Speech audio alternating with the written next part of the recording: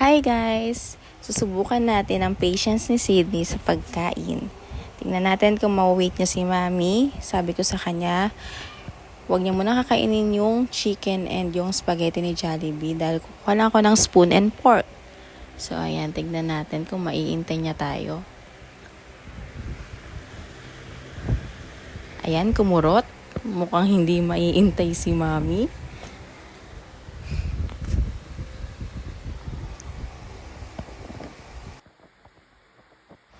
At di pa nakontento, ayan, pinangas na niya ang chicken.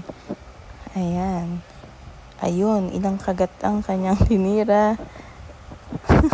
At sinarado na. Hello! Oh. Sulat? Inalaw ma? Chicken? Inalaw mo? Ayan, so hindi na nga siya nakapag-intay. Ayan, pinakita niya na sa akin. Ayan, yung chicken. So, ayun yung kagat. Ayan, so hindi talaga nakapag-intay.